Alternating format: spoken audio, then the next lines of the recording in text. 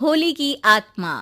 बचपन से शहर में रहने वाला मनोज इस साल होली की छुट्टियों में अपने गांव दुर्गापुर वापस आता है, जहां उसे देख पूरा गांव खुशी से झूम उठता है। जब गया था तब इतना सा था और अब देखो कितना बड़ा हो गया है। हाँ सरपंच जी, जब मैं गया था तब आप भी बहुत जवान थे और अब देखो कितने बूढ़े हो गए हैं आप। चलो चलो, बढ़िया है। बच्चा घर वापस आ गया। इसी खुशी में आज रात पार्टी होगी। क्या बात है, गांव में भी पार्टियां होने लगी। वैसे अगर पार्टी की बात है तो आज क्यों सीधा होली पार्टी करते हैं। होली पार्टी की बात सुन चहल पहल में अचानक सन्नाटा छा जाता है, जिसे देख मनोज को कुछ अजीब लगता है, लेकिन तभी सरपंच बात पलट देता है। अब बहुत देर हो गई, चलो सब अपने घर चलो, पार्टी के बारे में कल सोचेंगे। मनोज भी मम्मी पापा के साथ घर आ जाता है, पर होली पार्टी और उस पर पूरे गांव की खामोशी वाली बात अभी तक उसके जहन से निकलती नहीं। पापा, होली पार्टी की बात पर सब चुप क्यों हो गए थे। अरे होगी उनकी कोई अपनी बात। मुझे गांव की पंचायत ही थोड़ी पता है। थक गया हूँ, चलो सो जाते हैं, कल बात करते हैं। पापा की बात मानते हुए मनोज भी सोने चला जाता है। आज तो छुपा लिया, लेकिन हफ्ते बाद जब होली का दिन आएगा तब इसे कैसे रोकोगे। अगली सुबह सूरज के साथ ही मनोज भी गांव घूमने निकल जाता है, जिस पर रास्ते में उसे अपनी ही उम्र के कुछ लड़के भी मिलते हैं, जिनसे दोस्ती कर अब वो उनके साथ घूमने लगता है। इसी तरह कुछ दिन बीत जाते हैं और होली नजदीक आने लगती है। दोस्तों, होली में 4 दिन ही बचे हैं, पर गांव में उसकी कोई तैयारियां क्यों नहीं दिख रही। क्योंकि यहाँ होली नहीं मनाई जाती। अरे पर ऐसा क्यों। वो राजा भूषण। अरे तुम 4 दिन के लिए आए हो, क्या इतना सोच रहे हो।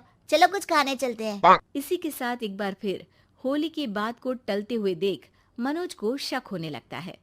वो घर पहुंचते ही इंटरनेट पर अपने गांव और राजा भूषण के बारे में जानकारी निकालने लगता है।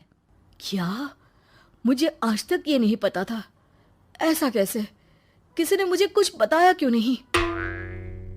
सारी जानकारी लेने के बाद मनोज गांव वालों या अपने मम्मी पापा से कुछ पूछे बिना खुद ही उसकी सच्चाई के बारे में छानबीन करने लगता है, जिसके चलते वो राजा भूषण की हवेली में पहुंचता है। वाह, क्या हवेली है यार। पर क्या यहाँ सच में कोई भूत है? हेलो भूत जी, कोई है क्या? हम इस साल गांव में होली सेलिब्रेट कर रहे हैं, क्या आप उस पर थोड़ा इंटरव्यू देंगे?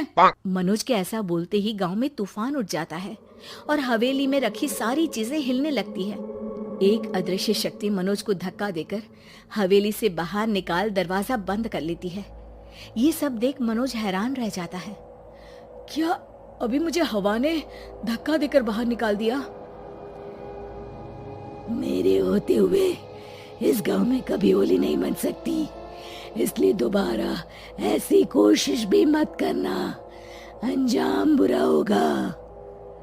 आवाज सुन मनोज हैरानी से इधर उधर देखने लगता है, पर उसे कोई दिखाई नहीं देता। वो गांव वापस आ जाता है, जहां तूफान की वजह से सब कुछ तहस महस हो चुका होता है। आखिर ये तूफान आया कैसे? ना ऐसा कोई मौसम था और ना ही हमने होली का त्योहार मनाने की बात की थी। सरपंच की बात पर कोई रिएक्शन दिए बिना मनोज चुपचाप अपने घर चला जाता है। इस तरह देखते ही देखते होली का दिन भी आ जाता है और मनोज रंग लेकर गांव में निकल जाता है, लेकिन गांव पूरी तरह खाली होता है। अरे त्योहार का दिन है, धूमधाम की जगह मातम क्यों मनाया हुआ है? मनोज की आवाज सुन सब अपने घर की खिड़कियां खोल के घर के अंदर से ही उसे वापस जाने के लिए कहने लगते हैं, पर वो किसी की नहीं सुनता।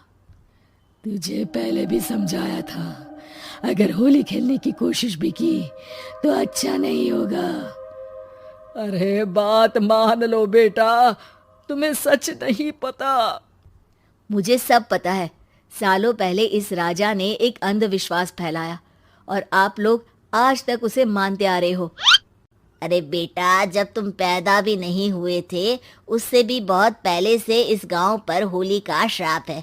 अगर गांव में होली का त्योहार मनाया जाता है तो प्रलय आना पक्की बात होती है।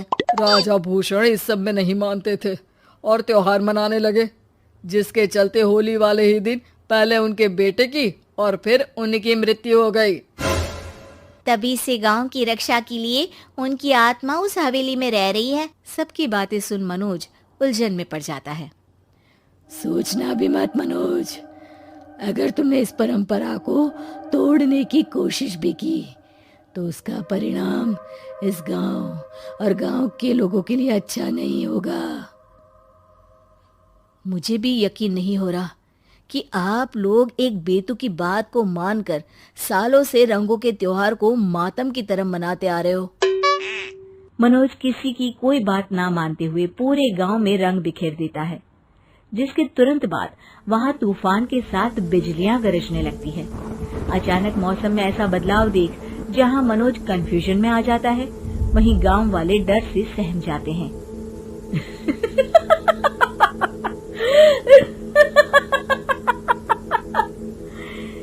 इस लड़के ने हमारे जैसे सिर्फ अपने स्वार्थ के लिए नहीं बल्कि पूरे गांव की खुशियों के लिए यहाँ होली मनाई है, जिस वजह से अब इस गांव पर होली का श्राप टूटता है।